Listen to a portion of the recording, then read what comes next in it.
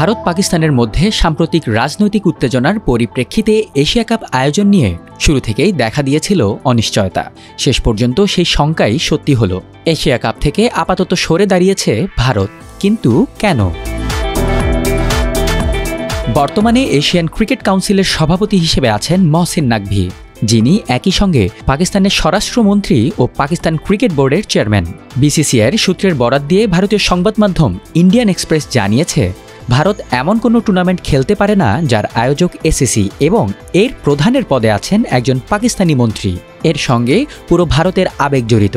তাই আগামী মাসে শ্রীলঙ্কায় অনুষ্ঠিতব্য নারী ইমার্জিং এশিয়া কাপ এবং সেপ্টেম্বরে পুরুষদের এশিয়া কাপ থেকে নাম প্রত্যাহার করে নিয়েছে ভারত। তবে এসিসি প্রধানের পদ থেকে মহসিন নাকভি সরে দাঁড়ালে ভারত এশিয়া কাপে অংশ নেবে কিনা সে ব্যাপারে এখনও কিছু জানা যায়নি।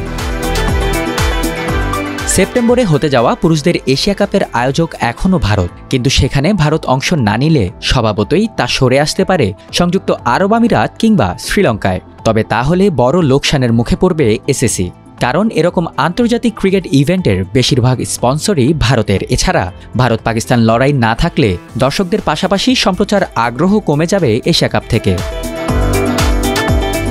সনি স্পোর্টস নেটওয়ার্কের কাছে ১৭০ মিলিয়ন মার্কিন ডলারের বিনিময়ে আগামী ৮ বছরের জন্য এশিয়া কাপের সম্প্রচার স্বত্ব বিক্রি করেছে এসিসি।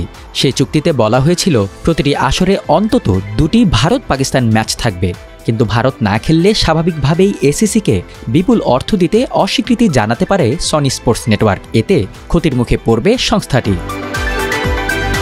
ক্রিকবাজের তথ্যানুযায়ী ২০২৫ এশিয়া কাপ আয়োজন করতে প্রায় $৩৮ মিলিয়ন খরচ হবে এসিসির। এই খরচের বেশিরভাগ অর্থ আসবে সম্প্রচার স্বত্ব থেকে, যার ৭৫% রাজস্ব সমানভাবে ভাগ করে নেওয়ার কথা এসিসির ৫ স্থায়ী সদস্য বাংলাদেশ, ভারত, পাকিস্তান, শ্রীলঙ্কা ও আফগানিস্তানের। কিন্তু ভারতের এক সিদ্ধান্তে এশিয়া কাপের ভবিষ্যৎই এখন শঙ্কার মুখে।